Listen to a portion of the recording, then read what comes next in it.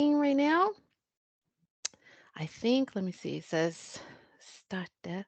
Okay, now it's recording. Okay. Welcome to Norway. You're now virtually talking to Norwegians. And Wonderful. Hello. I am here today with Carrie. She is in Texas right now, and she will talk about a variety of different topics regarding the United States of America. Please, Carrie, tell us a little bit about yourself. Well, I am 48 years old. I'm the mother of one daughter. I have four dogs. I'm a dog groomer. I've been in Texas since I was 14 years old, so most of my life, and I love it here. So, when you say you're from Texas, people have a lot of stereotypical ideas about Texas. Tell us some things that people expect a person from Texas to be like, or how Texas is supposed to be, that is not actually true.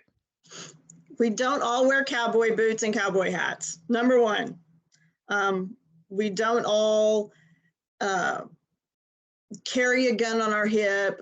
We don't walk around and have a Southern drawl. Not everybody is like that. And not everything is bigger in Texas, regardless of what you hear. We're all just normal people here. We have different, everybody's different. I don't listen to country music, which is a big thing in Texas. I actually listen to heavy metal and rock and roll.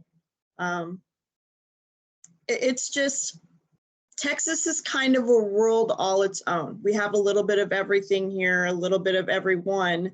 Um, and it's a wonderful state to live in.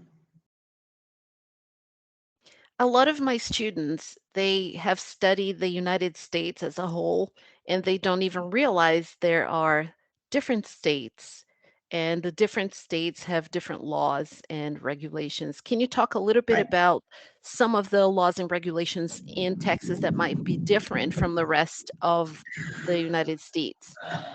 The big one that's a hot topic right now is guns, gun control. Texas has what's called constitutional carry, which means that as long as the gun is registered to you, you can carry the gun at all times. It doesn't have to be concealed. You don't have to have a license. But a law abiding citizen would carry the gun in a lawful way. You let officers know that you have one, but you are allowed to carry it. Whereas other states, and especially, and I don't want to sound like I'm putting them down, but Democrat run states, they have very strict gun control laws. They don't want anybody to own one. Texas is not that way. Everybody is allowed to, the right to keep and bear arms, which is the Second Amendment. So that's one of the big things in the United States and in Texas right now is we are allowed, and I personally do, we are allowed to carry a weapon, loaded weapon, on us at all times. This is something that's really different, and I think it's very important for my students to understand this because here in Norway, just for you to have an idea, the police doesn't carry guns. Doesn't See, that and that's sound? crazy. That's crazy to me, but we have so much crime here. I would love to be in a country that our crime rate was so low that even the police didn't have to carry guns. But unfortunately, in the United States, and especially in Texas, we just don't have that option right now. All right, so this is one big deal that people usually will be. They see things on TV, they see things on the news. We have what is called here NRK, which is like a PBS channel, and Mm-hmm. they carry content that's supposed to be educational, but a lot of times it is very one-sided. So I Yes, want us to go into politics just a little bit. I'm not a very political person, but I I'm not either. find it but I find it interesting that the basic facts of politics, we as grown-ups, we need to know enough so we can navigate the system. So I Yes. want you to tell my students about the past elections in the two candidates, Biden and Trump, and give them an overview of how you feel about these candidates and why. That's really, it's hard to answer because I personally, I used to be, and I voted in this last election as a Republican. I voted for Trump. Trump had done some very wonderful things in his first term. Um, our unemployment rates were low, our debt was low, people were making more money, people were paying less at the pump, people were paying less for groceries. Well, now under Biden, it's exact opposite. Our gas prices are skyrocketing. Our food costs are astronomical. There are people that can't even afford to buy basic groceries anymore. I don't believe that Biden is operating under his own power. And I, just to be clear, I do not watch the news. I don't watch what we call mainstream media, mainstream news at all. Over the years, we've learned that they are owned by the politicians, and they do tend to tell a lot of lies. So I get my news sources from other avenues. But Biden is just, he's destroying the country. Our gas prices are astronomical, food prices are astronomical. People can't afford to live. They would rather see you on welfare and have to live off the government than to be able to suffice for yourself. Whereas Trump was just the opposite. He wanted everybody to prosper. And we were doing that under him. So, and now I've kind of moved, I don't vote Republican or Democrat, I'm an independent. Because I'm an independent thinker, and I've had to learn that over the past 4 or 5 years, what it means to be an independent thinker. You can't listen to this opinion and this opinion. You have to form your own opinion. You have to do your own research. You have to be able to vote the way you feel and not what somebody else tells you to feel. Does that make sense? It makes perfect sense to me because I come from Brazil originally, although I grew up part of my life in the United States and then went back to Brazil, then went to the US for 2 years to finish high school. I have a very strong connection with both countries. In Yeah. Brazil, on the 8th of January, just now, they decided, a group of people decided to go up to the major building where they have all the where the president is supposed to be Mhm. and the Congress is, and they try to emulate what happened on the 6th of January a couple of years back in the United States Yeah. because they felt that the elections were also stolen in Brazil. It was the perception that they had because our president back then was Jair Bolsonaro, and he shared a lot of similarities with Donald Trump. So I want you to talk a little bit about the 6th of January and how you see it from your perspective, because of course, in the news, the only thing they're going to show is the negative side of it. Right, And right. how do you see it and what do you know about it?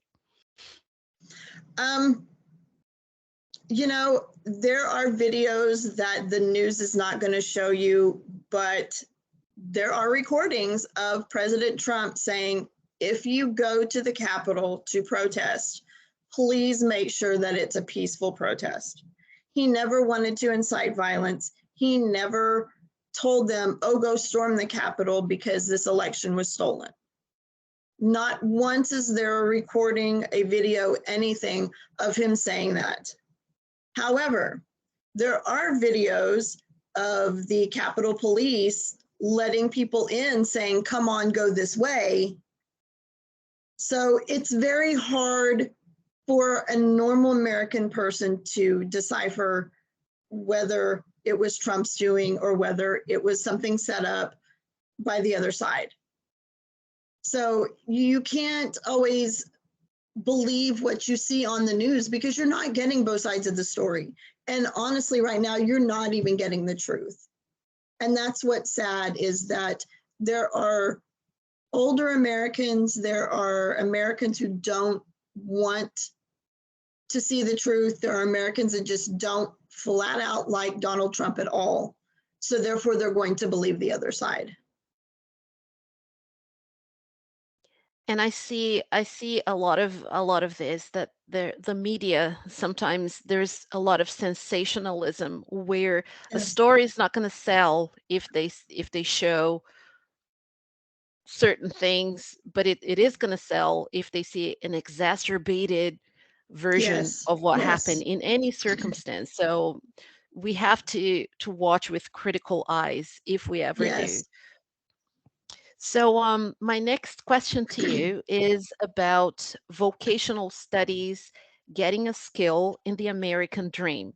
One of the things that I love about the United States is how it is possible for anyone with hard work and putting their mind into it and putting their everything into it, that they can have a successful life. And Yes. in many cases, people don't want to do that and they want to look at the benefits and all that, but that's something else. So I want you to talk about what the American dream means to you and what you do for a living and how this whole thing ties together. Um, I'll start off with the fact that I did not go to college. I started working straight out of high school in a pet store.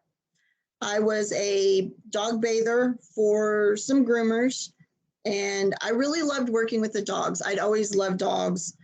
Um, my dream, however, when I got out of high school was to be a hairstylist. And my boyfriend at the time, he goes, well, you want to be a hairstylist and you love dogs. So why don't you just put the two together and become a dog groomer? So that's how I started my dog grooming career. And I've been doing that about 28 years. Um, in this country,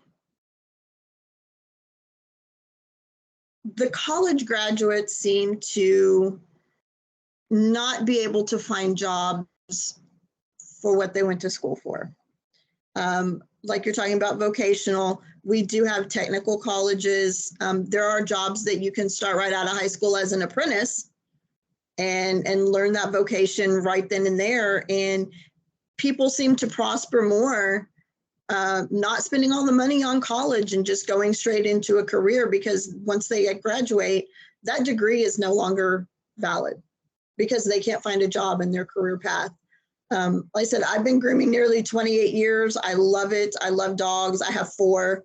Um, I love the clients. I build relationships. And I know that the dogs and the people love me just as much as I love them. So it was really the right career path for me to take. And I love that you can give them this perspective, because I feel like often enough there is this thing that, okay, you get an education, you're set for life. Not necessarily. You can find Right. something that you're really good at and you can get the education, and you may or may not find something in your area that you're going to work with. And Yes. in some instances, it is important for people to navigate every avenue and find something that they are passionate about. Yes, And definitely. one thing that I want you to say to my students, as an American, what is the American dream to you? The American dream to me is to be able to live financially stable and to just be happy with your path that you're on. You may have to change that path. You may have to, get thrown a curveball and have to do something different. But as long as you find your way and you're happy with what's going on in your life, then you're set.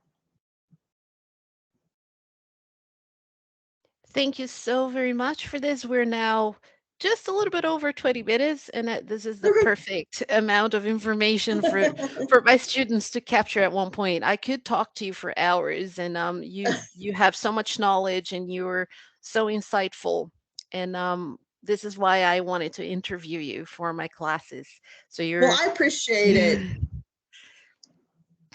so I'm gonna wrap this up here, but we'll stay in touch and Definitely. yes. Thank you so very much, Carrie. Bye. Have a good evening.